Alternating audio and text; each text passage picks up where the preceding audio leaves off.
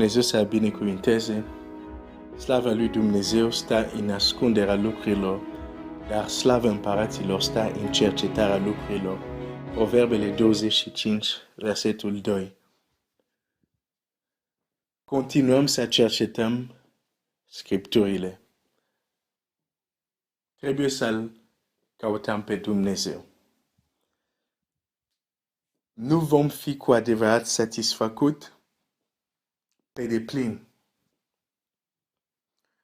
până nu-L căutăm și nu-L căutăm din toată inima.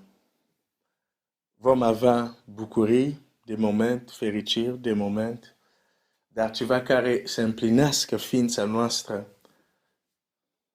există doar în Dumnezeu. De aceea Domnul Iisus spune la această femeie: tu bei apa asta, dar o să-ți mai fie sete. O să-ți mai fie sete, dar eu ce pot să-ți dau, nu să-ți mai fie sete. Tot ce lumea ne poate da, tot ce oameni poate să ne da, o să ne mai fie sete. Dar doar Dumnezeu ne poate da ceea ce ne împlinește pe deplin, încât să nu ne mai fie sete. Deci trebuie să-L căutăm.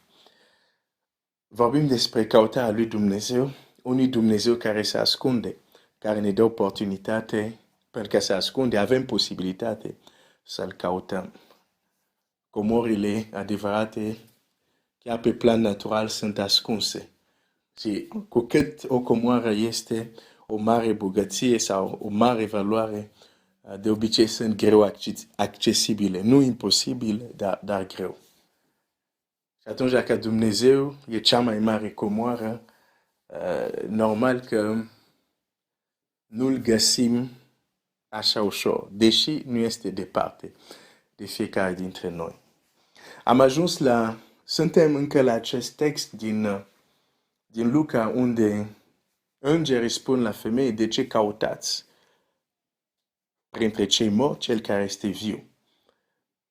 Când vorbim de căutarea lui Dumnezeu, trebuie să avem grijă să-L căutăm unde îl putem găsi, pentru că putem căuta Dumnezeu în locul unde nu-L vom găsi. Acum încerc să revin asupra unei lucruri deja care am împărtășit pentru a continua.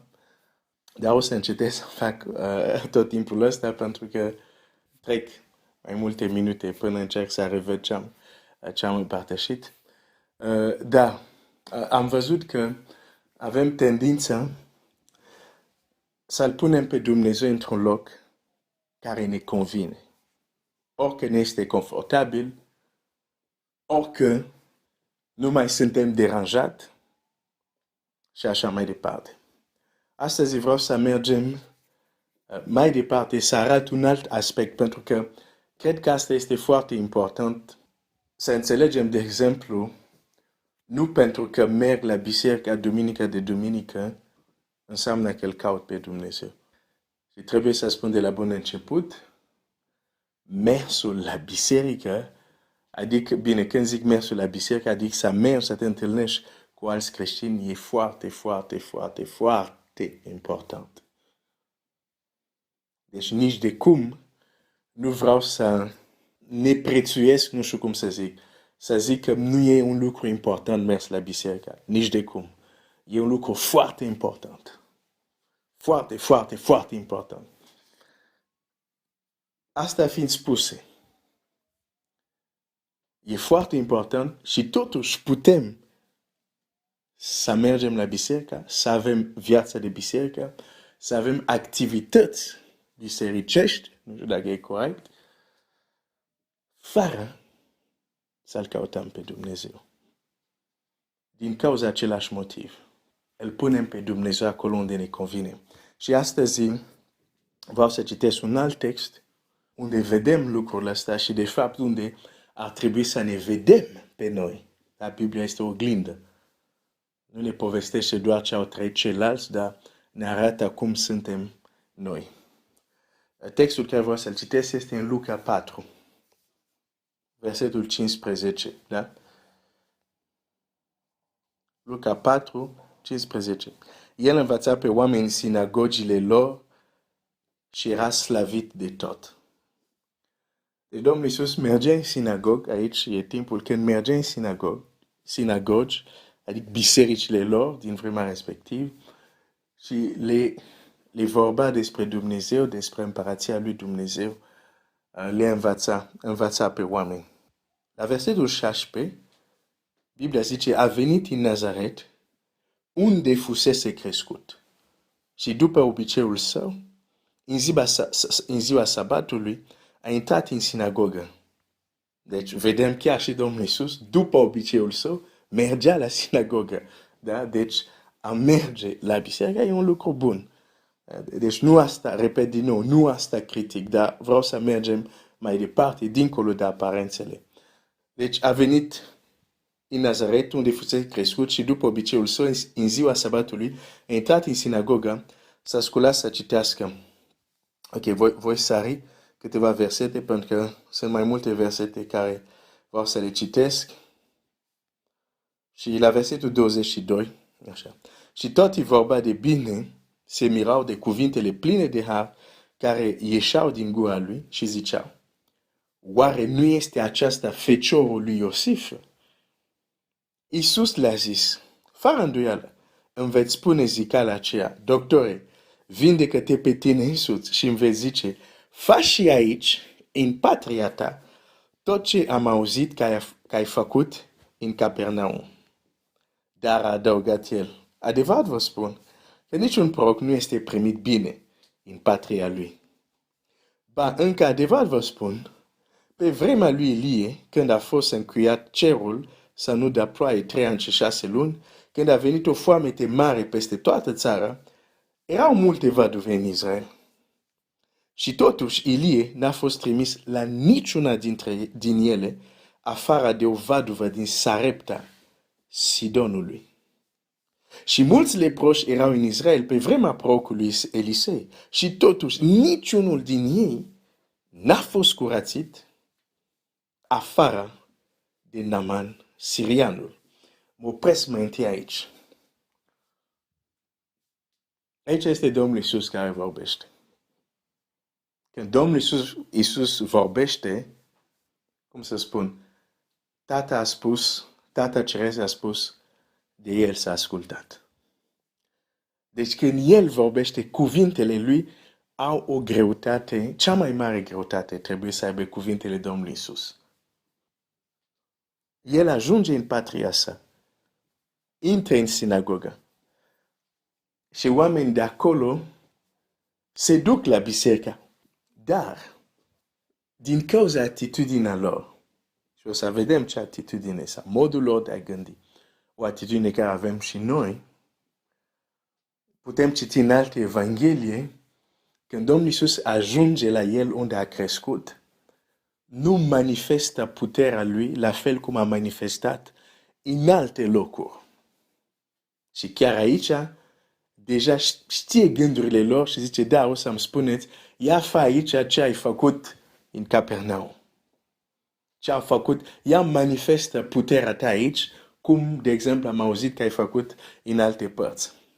Și aici Domnul Iisus îi spune ceva și zice, vă duceți aminte, în vremea lui Ilie, erau foamete. Existau multe văduve în Israel. În acea vreme erau multe văduve în Israel. Și totuși, Ilie nu a fost trimis la niciuna. Dar a fost trimis la o văduvă din Sarepta, care nu era din Israel. Tot știm de Naaman sirianul. Este o întâmplare care pe mine m-a marcat și vorbesc des despre întâmplarea lui Naaman. Naaman sirianul, la fel. Domnul Iisus ne atrage atenție. Da, citit acolo că Naaman a fost vindecat. Dar v-ați pus vreodată întrebare? Dar stai, vine un lepros din Siria să fie vindecat în Israel. Dar oare în Israel nu erau leproși? Și Domnul Iisus ne spune, erau mulți leproși și atunci, în vremea lui Elisei.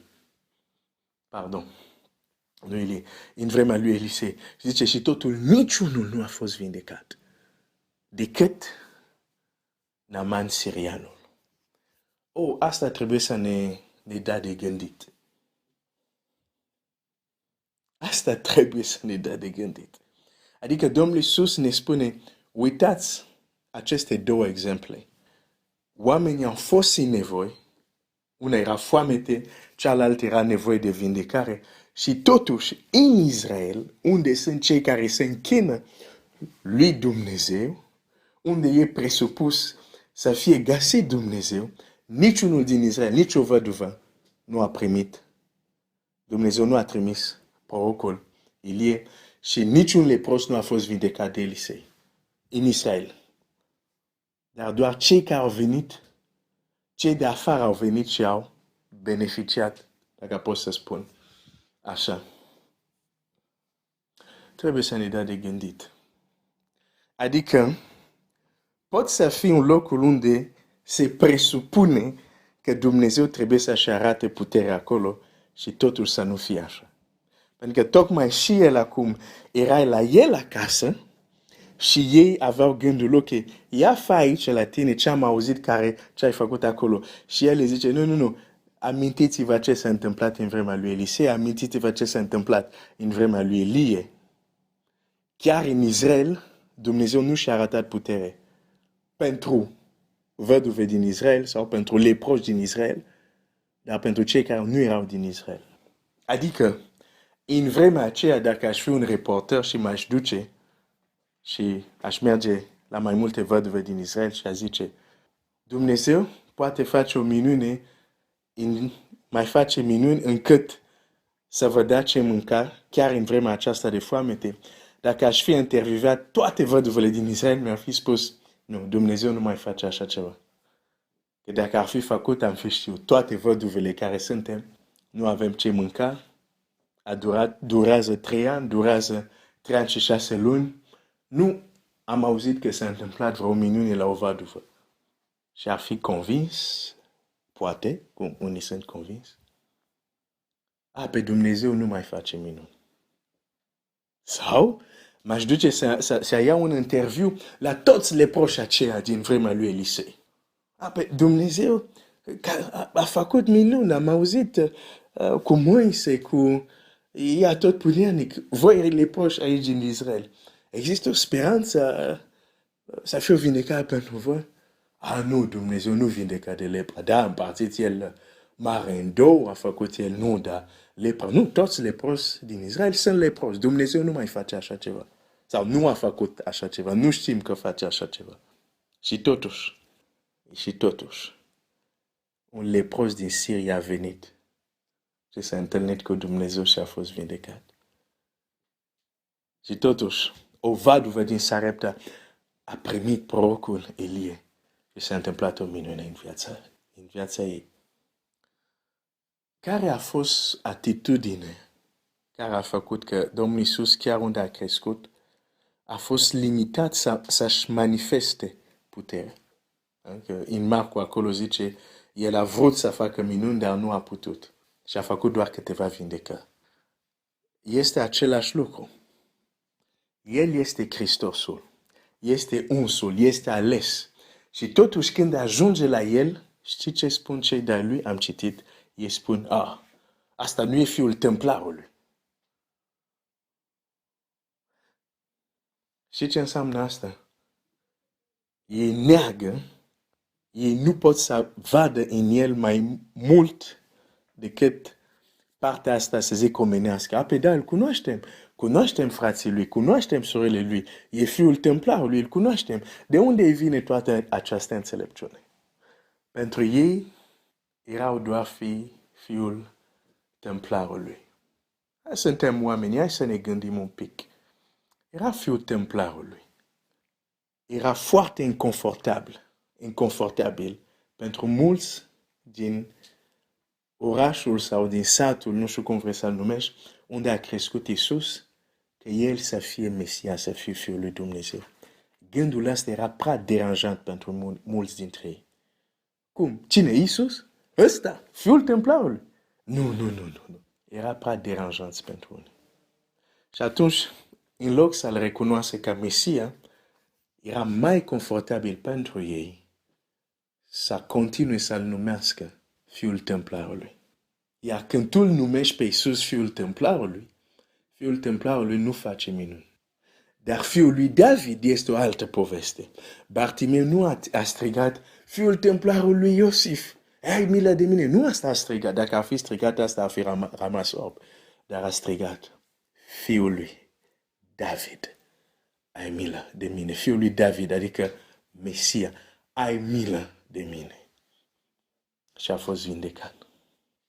Deci vedem, unii îl numesc Fiul lui David, sau unii recunosc în Iisus Mesia, alții îl numesc Fiul Templarului. Pentru că Mesia e prea deranjant pentru ei. Nu, Fiul Templarului, da. Și această atitudine este din nou a-L pune pe Dumnezeu unde ne convine. Așa era mai convenabil pentru ei. Și este adevărat că Iisus a coborât din cer, a lăsat slavă pentru noi. S-a smerit. Nu e nevoie că noi să-L luăm din poziție de Hristos și să-L coborâm la nivelul de Fiul Templarului, pentru că este mai mult decât atât. Acest lucru ne arată că același Iisus este numit Fiul Templarului, Bartimeu zic Fiul lui David, și în funcție de cum este numit, lucrează diferit, acționează diferit, sau pot să zic acționează sau nu, dar este același Iisus. Deci ai mare grijă cum îl numești pe Iisus. Adică cum îl privești pe Iisus. Astăzi creștin, niciun creștin nu se zică Iisus Fiul Templarului. Expresia în modul ăsta. Dar în modul nostru de a gândi, în modul nostru de a-L privi, uneori putem să-L coborâm la Fiul Templarului. De exemplu, pentru un copil al lui Dumnezeu, ei nu pot crede că Iisus, astăzi, în 2019, poate să facă. Nu poate. Nu poate, asta e prea ușor, e prea simplu. Nu. Face. Nu că poate să facă. Nu. Face exact lucrurile care le citim noi în Evanghelie. Am fost martor de astfel de lucruri. De unele lucruri, ca să zic așa. Face exact ce citești tu în cartea ta. Dar tu poți să-mi zici, Glenn, eu n-am văzut așa ceva. Da, nici în Israel, toate văduvele din Israel n-au văzut ce înseamnă Dumnezeu care intervine și faina nu se termină și ulei nu se termină, deși o tot folosești și cantitate mică. Niciuna din Israel n-a văzut așa ceva. Dar nu înseamnă că nu se întâmpla în Sarepta, în Sidon. Poate tu poți să spui, eu n-am văzut niciodată Iisus, astăzi în 2019, făcând exact ceea ce face în Scriptura. Da, poate tu nu ai văzut. Poate în Israel n-ai văzut. Da? Dar poate undeva în Sidon, există un Sidon Sarepta, unde ei au văzut. Sau leprozi din Israel. Ce? Un lepros vindecat? Nu, nici de cum, e imposibil. Dumnezeu, da, face. Dar asta nu a făcut niciodată. Nu știți. Nu știți, a fost un sirian pe aici. A venit lepros, a plecat vindecat. Și aici e trist. El a venit de departe. Lepros a plecat vindecat. Și cei care erau toți lepros, care erau tot timpul cu Elisei, au rămas lepros. Și o să spun, nu e pentru că Dumnezeu nu vrea să-i vindece. Din cauza atitudinii inimii. A nu da valoare care se cuvine lui Dumnezeu. A nu da valoare care se cuvine lucrurile lui Dumnezeu. Face că vom cauta, adică o să mergem la biserică, o să mergem la sinagogă, o să avem ritualul, dar el nu-și va arăta putere cum și-ar fi dorit. Pentru că îl punem într-un loc unde ne convine. Ia să vedem și o să închei ca să nu fiu lung. Versetul 28. Hai să citesc 27 din nou. Și mulți leproși erau în Israel pe vremea prorocului Elisei. Și totuși niciunul din ei n-a fost curățit afară de Naaman, sirianul. Tot cei din sinagogă, când au auzit aceste lucruri, s-au umplut de mânie. Aici nu fac niciun comentariu. Ok. Versetul 29. Și s-au sculat, l-au scos din cetate și l-au dus până în sprâncena muntelui. Bănuiesc asta înseamnă în vârf, muntelui. Da, probabil. Asta înseamnă, că în franceză asta înseamnă pe care era zidită cetatea lor, ca să-l arunce în prăpastie. Apoi stai așa. Pe ce ne spui, nu am venit la sinagogă, dar ce ne spui nu ne convine. Ce ne spui e prea adevărat, ce ne spui arată starea noastră. Nu. Cum îți permit? Las că îți găsim noi un loc, îți trimitem noi undeva. Găsim noi un loc pentru tine. Locul tău nu mai este aici, în sinagogă. L-au scos. Și l-au dus pe vârful munte. Aici e vorba de oameni, nu erau pagâni. Erau oameni care mergeau la biserică. Și l-au scos. L-au dus pe vârful muntelui și a vrut să-l arunce. Dar versetul următor spune, dar Iisus a trecut prin mijlocul lor și a plecat de acolo. Asta e partea tristă pentru noi. Când vrem să-L punem pe Dumnezeu acolo unde ne convine, pleacă de acolo. Și nu-L putem opri. A plecat de acolo. A plecat, nu numai de acolo, de faptul că a plecat din vârful muntelui, dar a plecat din mijlocul lor. Tu crezi că au încetat să meargă în sinagogă? Nu au încetat, au continuat să meargă. Dar Dumnezeu nu mai era acolo. A plecat de acolo.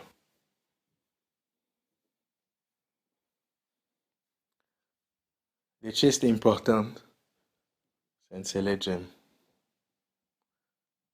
E foarte important să mergem la biserică. Dar dacă mergem la biserică cu atitudine,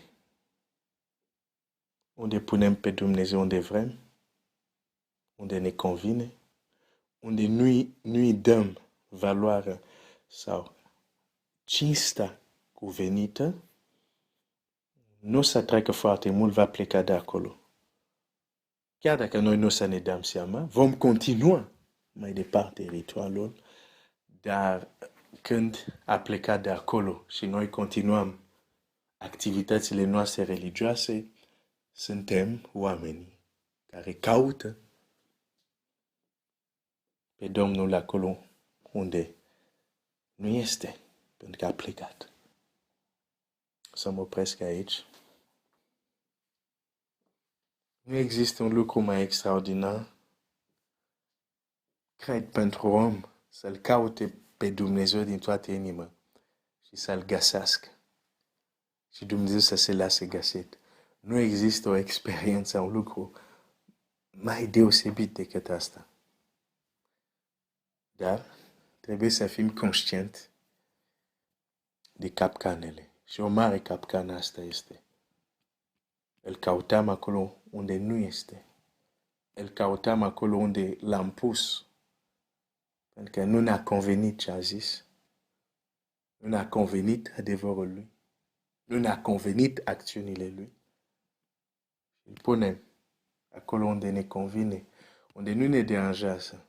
Dar când facem asta, trebuie să fim siguri de un lucru. El pleacă de acolo. Și din păcate pentru cei din localitatea unde a crescut, el nu a făcut ce a făcut în alte localități. E același Iisus. Este același. Da? Nazaret a fost limitat, între ghilimele, dacă pot să zic așa. Nu a făcut, nu a manifestat. Atitudinea ta poate să facă că Domnul Iisus să nu-și arate puterea Lui în viața ta cum și-ar fi dorit. Noi nu suntem o excepție. Și de fapt avem asta în Scriptură ca să ne slujească de pildă și să fim atenți. O să închei acum. Cine e Iisus pentru tine? Fiul lui David sau fiul templarului? În funcție de asta, vei trăi sau nu unele lucruri cu Domnul Iisus. Dumnezeu să te binecuvinteze. El e fiul lui David. E Mesia, e Hristosul, unsul, Mântuitorul.